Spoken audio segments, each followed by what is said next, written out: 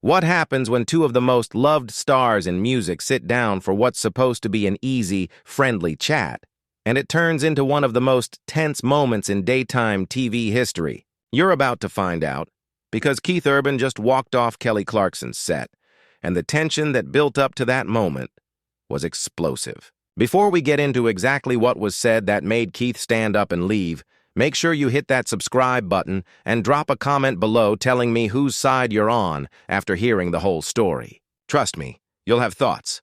So let's set the scene. Keith Urban is on the Kelly Clarkson show, and at first, everything seems perfectly normal.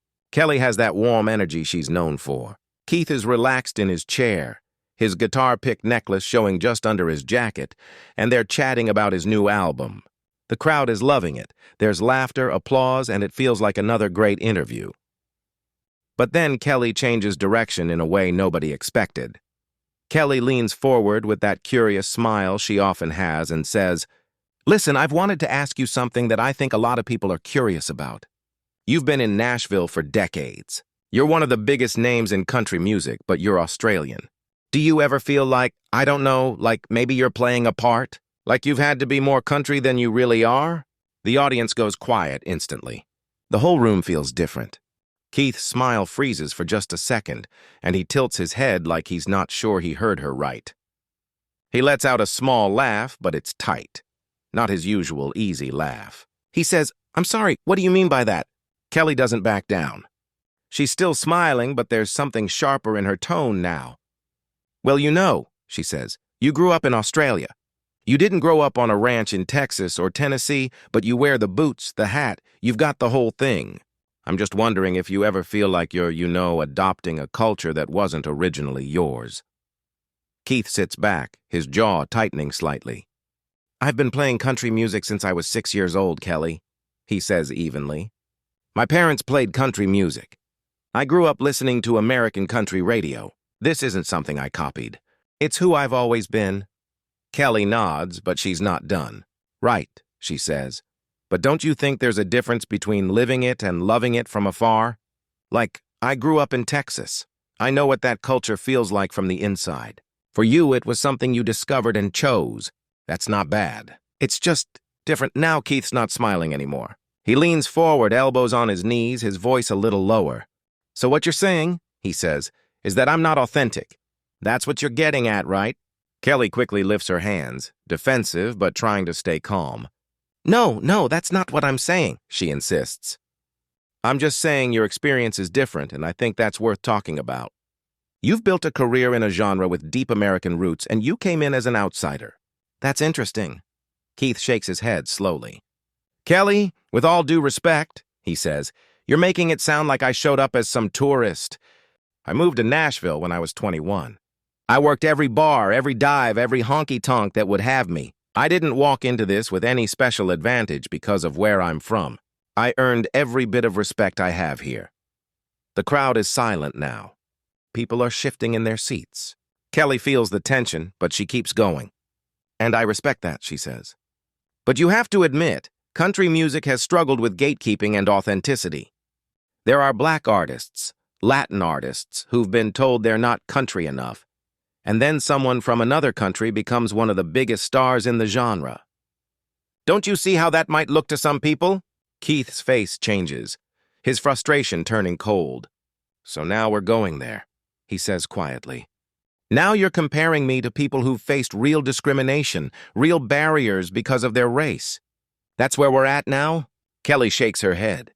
"I'm not comparing your experience to theirs," she says quickly.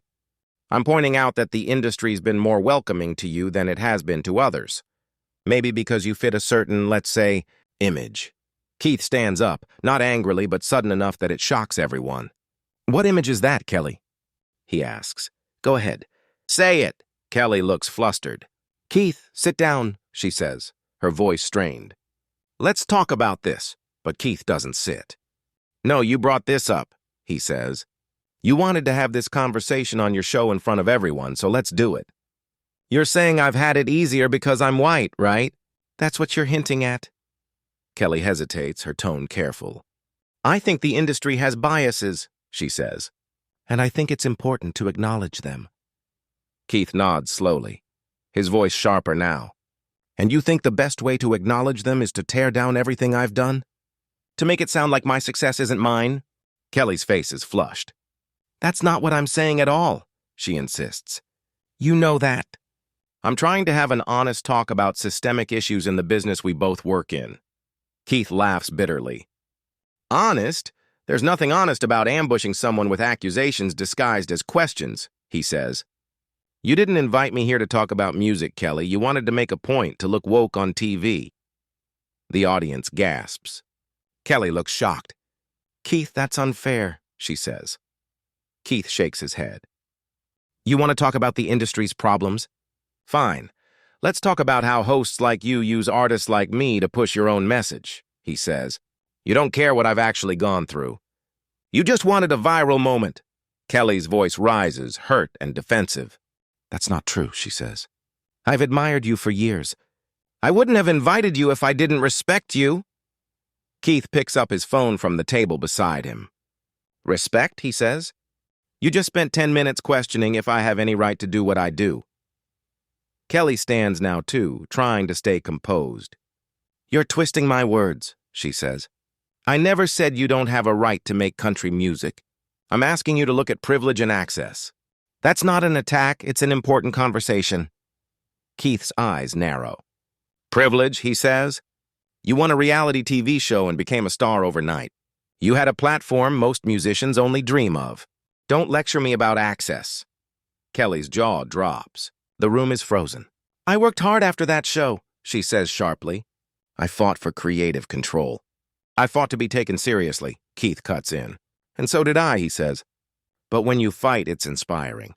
When I fight, suddenly it's cultural appropriation. Is that how this works? Kelly's producer is now at the side of the stage, signaling for them to wrap it up. But neither one is listening. I never said appropriation, Kelly says, her voice trembling. Keith lets out a humorless laugh.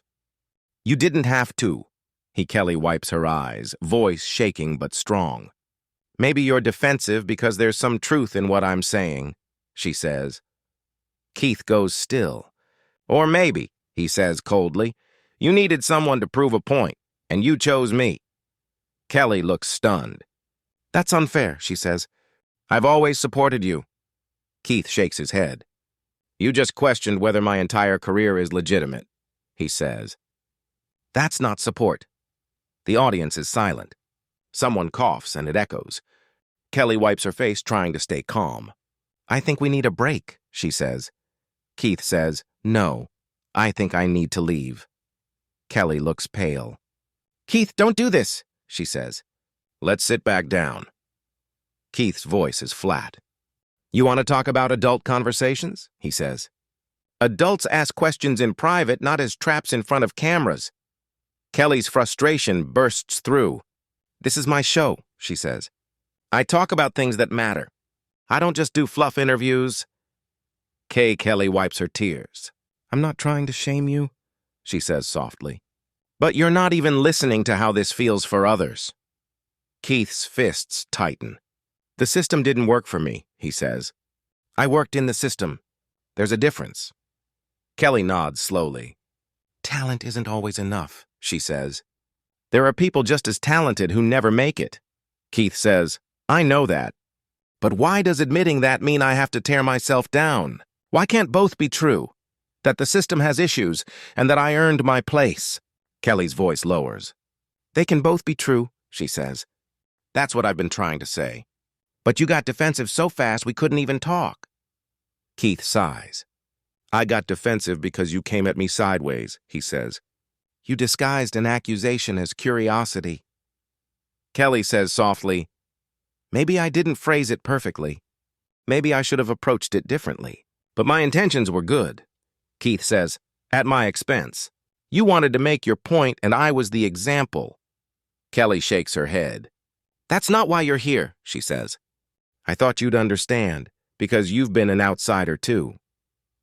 Keith says, I do understand. But that doesn't make me the problem. You made it sound like it does. Kelly's voice breaks again. I've always admired you, she says.